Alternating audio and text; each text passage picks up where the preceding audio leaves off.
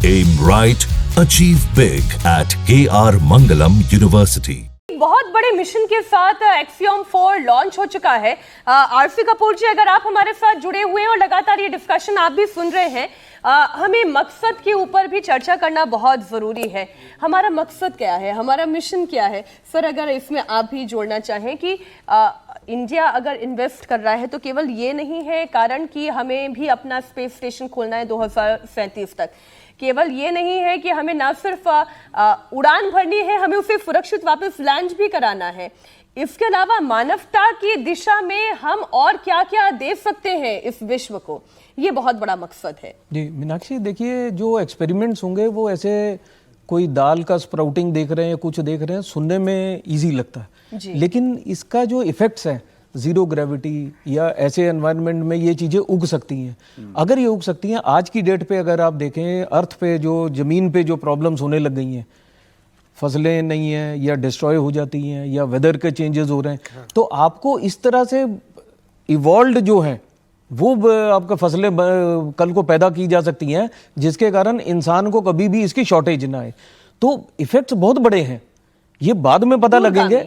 जी, दूरगामी है, ये बाद में पता लगेंगे जब इनको यूटिलाइज करने लग जाएंगे, जब वो जमीन पे आके उसके रिजल्ट्स को यूज करने लग जाएंगे, उससे फसलें होंगी, उससे दाना, ये अनाज दाना होगा, तो ये सब चीजों के साथ में फायदा मिलेगा। बिसाइड्स जो आप टेक्नोलॉजी में अचीव करेंगे, जैसे गगनयान भेजना है, इंसान को भेज के वापस लाना है, या मार्स में कल को अगर मैन्ड मिशन भेजना, ये सब तो होंगी, लेकिन इसका इफेक्ट अर्थ पे, जमीन पे हम कैसे ट्रांसलेट करेंगे ताकि जमीन में रहने वालों का जो है उनका भला हो सके, फायदा हो सके, ये सबसे इंपॉर्टेंट होगा, लेकिन लंबे समय के बाद पता लगेगा। अच्छा, एक और जो इसमें रिसर्च का विषय है सर, एस्ट्रोनॉट की हेल्थ पर माइक्रोग्रेविटी का असर क्या होता है, इस पर भी रिसर्च होनी है, इस पर थोड़ा आप और बिल्कुल, क्योंकि ये मैं दर्शकों को बता दूं कि आपने देखा होगा कि जब सुनीता विलियम वापस धरती पे पहुंची थी, कैप्सूल से बाहर निकली थी, तो वो खड़े नहीं हो पा रहे थे, जितने भी उसमें हमारे एस्ट्रोनॉट थे।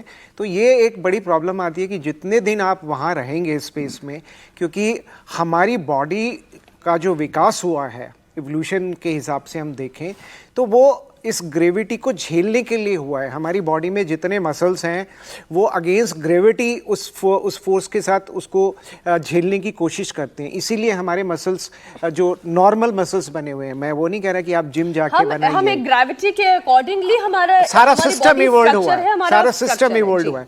अगर ये ग्रेविटी, अब माइक्रो ग्रेविटी या ग्रेविटी नहीं है, तो हमारा ये जो सिस्टम है, खासकर मसल्स, ये डिजनरेट करना शुरू कर देते हैं। मतलब इनका कोई काम ही नहीं है इवोल्यूशन के हिसाब से देखो, क्योंकि आप स्पेस में तो आप खड़े नहीं हो रहे, आप लगातार लेटे हुए, हाँ, लेटी हुई अवस्था में है, तो मसल्स का कुछ काम नहीं है। तो अब बहुत सारे हमारे बॉडी ऑर्गन ऐसे हैं जो मसल्स के ऊपर काम करते हैं, जिसमें सबसे पहला हार्ट है जी।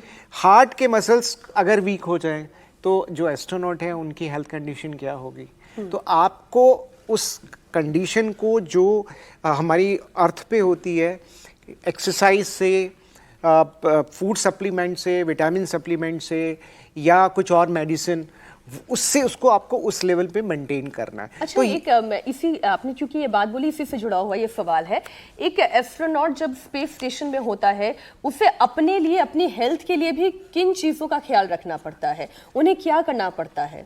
देखिए, ये तो जो हमारा मतलब एक आप बिल्कुल नए इन्वायरमेंट में हैं, तो फिजिकल आपका बिल्कुल स्ट्रांग होना चाहिए, जो कि शुभांशु शुक्ला दिख रहे हैं, पूरी टीम दिख रही है। और दूसरा जो मेंटल लेवल पे कि आप कितने स्ट्रांग हैं। कई अगर आपको थोड़ी सी चीज़ से ही आप परेशान हो जाते हैं, आपकी डिसीजन मेकिंग, आपकी जो कॉग्निटिव फैकल्टी है वो अफेक्ट हो जाती है, तो then you are not fit. तो वो एक स्ट्रांगनेस चाहिए, साइकोलॉजिकल, फिजिकल और मेडिकल तो है ही है। अब आप मान लीजिए आपने एक ऐसे आदमी को आपने एस्ट्रोनॉट आप सेलेक्ट कर रहे हैं जिसका ऑलरेडी एक सिस्टमिक कोई प्रॉब्लम है, तो वो वहाँ पे जाके किस तरीके से एग्रावेट हो जाए आपको नहीं पता। इसमें जो बहुत सारे एक्सपेरिमेंट हैं, मैं ये देख रहा था कि कुछ उस तरीके के भी है कि जैसे कैंसर की जो सेल्स हैं वो कैसे ग्रो करेगी माइक्रोग्रेविटी में, और जो मसल का जो रीजनरेशन है वो कैसे होता है, जो ग्लूकोज का जो मेटाबॉलिज्म है वो जीरो ग्रेविटी में कैसे काम करता है। क्योंकि आप हम अर्थ पे पले बड़े हैं, यहाँ पे इवॉल्व हुआ है, पूरा इवोल्यूशन अगर डार्विन की थ्योरी को देखें तो उस हिसाब से हुआ है। लेकिन अब आप एक बिल्कुल ऐसे अनजाने माहौल में जा रहे हैं जहाँ पे जीवन है ही नहीं, तो वहां पे फिर आपका सर्वाइवल कैसे होगा, और सर्वाइवल के लिए फिर आपको कैसी परिस्थितियों को वहां पर डेवलप करना है, उसी से जुड़ा हुआ ये पूरा प्रयास है। देखिए वो प्रयास है। देखिए मीनाक्षी, ऐसा है कि वहाँ पर जाके आपको एक्सरसाइजेस करके अपने मसल सिस्टम को ठीक रखना है, आपको अपने जो आपका स्केलेटल है उसको ठीक रखना है, और तीसरी है आपकी हेल्थ ऑर्गन, जो आपके ऑर्गन्स हैं, पर्टिकुलरली हार्ट जो है, हार्ट का एक पंपिंग मैकेनिज्म है, वो पंप करता है। और आपको आप देखिएगा जो भी हाई जी इन्वायरमेंट में रहते हैं उनको क्या होता है कि वो if the blood comes to the brain बहुत सारा, तो एक बहुत फॉगी होता है, it can be very dangerous. तो आप ये इमेजिन करिए there is no gravitational pull, अब आपको जो पंप तो उसी हिसाब से करेगा आपका हार्ट, अब वो जाएगा ऊपर तो क्या होगा। तो एक ये ऐसा, मैं इसलिए चित्र खींच रहा हूँ कि ये समझ में जल्दी आ जाएगा कि ग्रेविटी नहीं है तो उसका क्या असर पड़ेगा, और बहुत चीज़ों में बहुत ज़्यादा ब्लड फ्लो करने लगेगा because there is no gravity. हम लोग वो करते थे, और कहीं पर बिल्कुल नहीं जाएगा, लेग्स में नहीं जा पाएगा क्योंकि लेग्स में ग्रेविटी के थ्रू जाता है, ग्रेविटी होती है तब तो नीचे की तरफ ब्लड फ्लो होता है। तो अगर इस सारे को देखें, हम लोग स्पेशलिस्ट नहीं है, लेकिन एक मेडिकल इम्पैक्ट बॉडी पर पड़ता है, और उसके लिए एक्सरसाइजेस डिफाइंड हैं। जो सुनीता विलियम्स के जो वीडियोज आए आपने उसमें देखा था, उन्होंने ये भी दिखाया था कि हम साइकिल कर रहे हैं, हम लोग कैसे कर रहे हैं, ट्रेडमिल कर रहे हैं।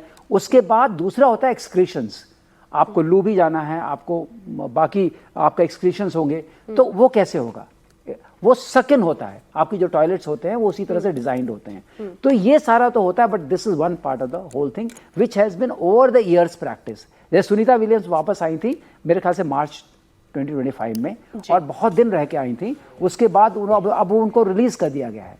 वो 2-3 महीने कन्फाइनमेंट रही, रिकवरी सेंटर में रही, उसके बाद अब वो वापस एक्टिव ड्यूटी में आ गई हैं। तो इसका मतलब ये है कि जो डी-जनरेशन की स्टडी उनके ऊपर हुई है जी, तो वही यहाँ भी हो रहा। माइक्रो ग्रेविटी में मसल डी-जनरेशन की स्टडी, बोन डेंसिटी भी स्टडी है, तो ये सारी चीजें कम होती है क्योंकि आपको हड्डियों की जरूरत ही नहीं है वहां पे।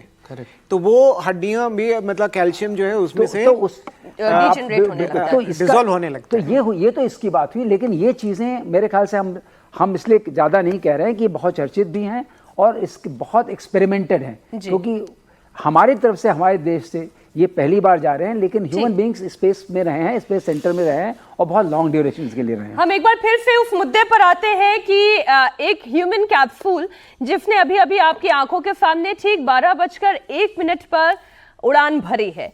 अब ये ह्यूमन कैप्सूल अंतरिक्ष में मौजूद है, और अंतरिक्ष में जाने के साथ साथ जो पहला संदेश शुभांशु शुक्ला का आया वो आपको गर्व की अनुभूति से भर देता है। तो लिफ्ट ऑफ हो चुका है, ये सक्सेसफुल लिफ्ट ऑफ था। इस वक्त ये कैप्सूल अंतरिक्ष में है। अब ये ड्रैगन कैप्सूल आगे कैसे बढ़ेगा, सारी चर्चा इस पर है। धीर सर, ये कैप्सूल अब आगे किस तरह से बढ़ेगा?